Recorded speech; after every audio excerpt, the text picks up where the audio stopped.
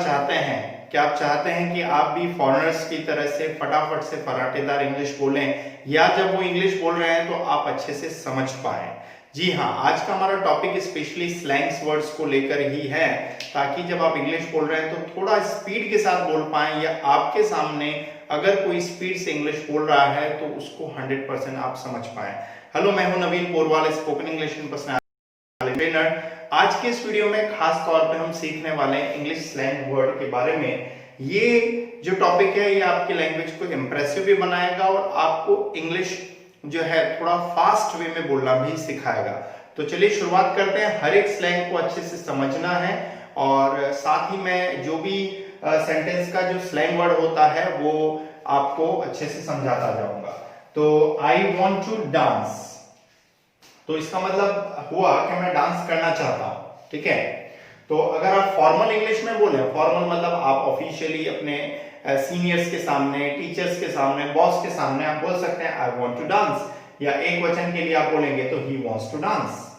ये चीज written English में भी पॉसिबल है। लेकिन अगर आप फ्रेंड्स के साथ बोल रहे हैं या रिलेटिव से बोल रहे हैं, फैमिली मेंबर से बोल रहे हैं, तो हो सकता है कि थोड़ा आप फास्ट बोले और स्लैंग में बोले। तो जो हमने बोला है आई वांट टू डांस, उसी को अगर आप स्लैंग वर्ड में बोलेंगे तो वांट टू और वांट्स टू दोनों का कॉन्ट्रैक्ट आप करवाते हैं, तो वांट टू को जोड़ के बोला जाता है वाना, ठीक है। उच्चारण आप अच्छे से देख लीजिएगा, वाना। तो आई वाना डांस, कोई भी चीज आप करना चाहते हैं तो इंग्लिश में बोलोगे आई वांट। मैं जाना चाहता हूं, आई वाना गो। सीखना चाहता हूं, आई वाना लर्न। मैं कुछ खरीदना चाहता हूं, आई वाना बाय। तो जहां जहां पर आप बोल रहे हैं आई वांट टू, वहां सभी जगह आपको बोलना है आई वाना।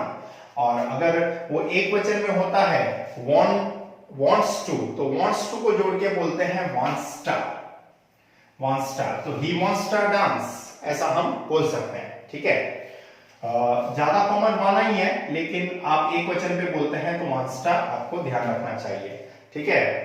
तो want to जो है वो मेनली आपकी विश से रिलेटेड है, आपकी इच्छा से रिलेटेड है। लेकिन वहीं पर अगर आप मजबूरी वाली बात कर रहे हैं तो आपको बोलना पड़ेगा हैव टू। जैसे आपने कहा मैं अंग्रेजी सीखना नहीं चाहता, मुझे इंग्लिश सीखनी पड़ती है, मजबूरी है, तो बोलोगे I have to learn English. और हैव टू को जोड़कर जो है अंग्रेज बोलता है have to, I have to learn English. तो अगर मान लीजिए आप इंग्लिश मूवीज देख रहे हैं, इंग्लिश गाने सुन रहे हैं, तो वो ऐसा नहीं होगा कि वो धीरे धीरे बोलेंगे कि I have to do this, वो आई हैव टू।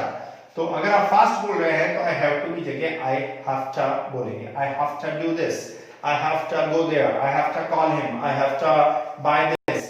तो हैव टू को जोड़ के हैव टू आपको बोलना है। देन हैज टू है, तो हैज टू को जोड़ के लिखा है हमने has to, he has to learn English, he has to do job, he has to study। अगर एग्जाम आ रहे हैं, फॉर्मल इंग्लिश में मैं बोलूंगा तो मैं बोलूंगा he has to study, informal में मैं बोलूंगा तो मैं बोलूंगा he has to study, I have to study, ठीक है। थर्ड हमारा है I have got to go, it is little bit advanced, और जो है ये शायद आपने सुना भी होगा, ज्यादातर ये यूज किया जाता है। हैव टू का थोड़ा सा एडवांस फॉर्म है, ये कंपल्शन के रूप में ही आप यूज करते हैं, मुझे जाना पड़ेगा, मजबूरियां में बोल रहे हो आप, तो आई हैव टू गो की जगह आप बोल सकते हैं I have got to go. और गॉट टू को जोड़कर या हैव गॉट टू को जोड़कर अंग्रेजी में बोला जाता है गॉटा, तो आई गॉटा गो। तो गॉटा जो है मेनली यूज किया जा रहा है मजबूरी के लिए, या पॉसिबिलिटी के लिए भी आप यूज कर सकते हैं। यू गॉटा बी राइट, अगर आप ऐसा बोल रहे हैं तो मैं कह सकता हूं कि yes you are right, no I'm not saying you are 100% right, but I could also say you gotta be right. So have got to has two meaning. First, it is for the compulsion, मजबूरी आपकी, तो आप बोलते हैं कि I have got to do। आपकी college पूरी हो गई, अब आपने फादर को कहा कि मुझे जॉब करनी पड़ेगी, I have got to do job। अगर इनफॉर्मल में फ्रेंड को आप बोल रहे हैं तो I gotta do job, ऐसा बोलेंगे। तो got to is gotta, have got to is also gotta। gotta has a two meaning, one for compulsion, ये मजबूरी है आपकी, I gotta do job, and second you are saying possibility कि you gotta be right, right। तो इस प्रकार से आप गोटा का यूज कर सकते हैं। फोर्थ स्लैंग है हमारा आई हैव गॉट इट। कोई चीज आपको समझ में आ गई है तो आप बोलते हैं आई हैव गॉट इट, या कोई चीज आपने प्राप्त कर ली है। तो जहां पर गॉट इट बोलते हैं या हैव गॉट बोलते हैं उसको अंग्रेज बोलता है गचा। आई गचा, मुझे चीज समझ में आ गई है, या कोई चीज ढूंढ भी रहे हैं तो आई गचा बोल सकते हैं। जैसे I am explaining you something और I ask you got it, you can say I गचा, राइट। तो गॉट इट को जोड़ के गचा बोलते हैं। फिफ्थ बहुत इंपॉर्टेंट स्लैंग है वो है गोइंग टू को जोड़कर अंग्रेज बोलता है गोना। ओके, यहाँ पे गोइंग टू का मतलब भी समझना जरूरी है। Going to doesn't mean over here कि मैं जा रहा हूं। Going to mainly meaning it is something which you have decided to do. जो आप कहते हैं मैं call, it has a two meaning. First I would say something is decided to do, कुछ चीज आपने कर ली है। जनरली आप इंग्लिश में कोई चीज करेंगे तो आप बोलते हैं will, I will do it. लेकिन आप आई विल डू इट की जगह आप बोलते हैं कि मैंने इस चीज का फाइनल डिसीजन ले लिया है। जैसे फॉर एग्जांपल एक नया फोन आप खरीदेंगे तो आप बोलेंगे I will buy this phone. लेकिन अगर थोड़ा डिफरेंट वे में बोलना है तो आप बोल सकते हैं I am going to buy this phone, मैं ये फोन खरीदने वाला हूं। तो हिंदी अनुवाद ऐसा हुआ कि मैं तुम्हें फोन करने वाला हूं, I am going to call you.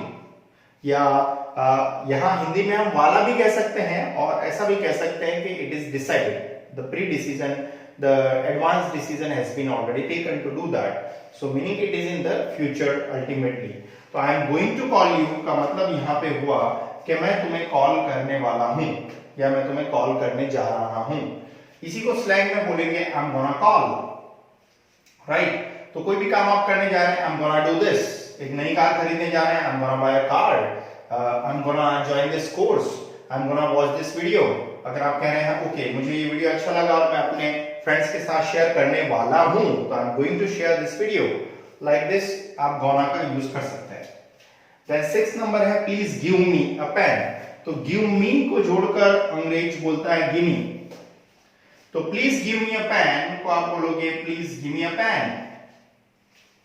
Last but not least very important is please let me study. आप पढ़ाई कर रहे हैं और कोई डिस्टर्ब कर रहा है तो फॉर्मल इंग्लिश में बोलोगे please let me study. Informal में अगर बोलना है तो लेट मी को जोड़ के अंग्रेज बोलता है लेट मी। तो प्लीज लेट मी स्टडी, तो इस प्रकार से आप बोल सकते हैं। ये सारे स्लैंग्स जो है आप नेटिव स्पीकर से जब भी बात करते हैं तो डेफिनेटली आप इनको सुनेंगे।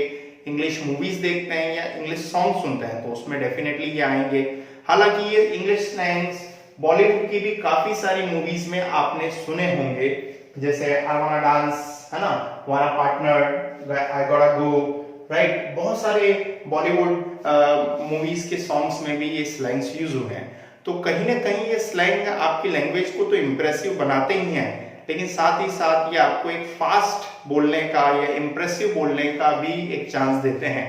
बट स्लैंग को यूज करते समय खास तौर पे ध्यान रखें कि ये सारे स्लैंग जो है इनफॉर्मल है। It means you can not use in your exams, you can not use in the mails और ऑफिशियली फॉर्मेट। आप इनको मीन्स अपनी स्पीकिंग में ही यूज करेंगे, रिटन इंग्लिश में इनको यूज बिल्कुल भी नहीं करना होता है। आई होप आपको वीडियो अच्छे से समझ में आया होगा, ये टॉपिक अच्छे से समझ में आया होगा। वीडियो अच्छा लगा है तो फैमिली मेंबर्स और फ्रेंड्स को शेयर कीजिए। हमारे चैनल को सब्सक्राइब नहीं किया तो सब्सक्राइब कीजिए। उन सभी लोगों को ये वीडियो शेयर कीजिए जिन को हेल्प हो सकती है, जो इंग्लिश क्लास में नहीं जा सकते हैं लेकिन घर बैठे ही अपनी इंग्लिश को इम्प्रूव करना चाहते हैं। हमारा एक छोटा सा मिशन है कि हम उन लोगों की हेल्प करें who cannot afford to pay the fees and go to the classes but just want to improve their English while sitting at home. So help us to grow ourselves and to grow themselves as well. Ultimately, thanks for watching.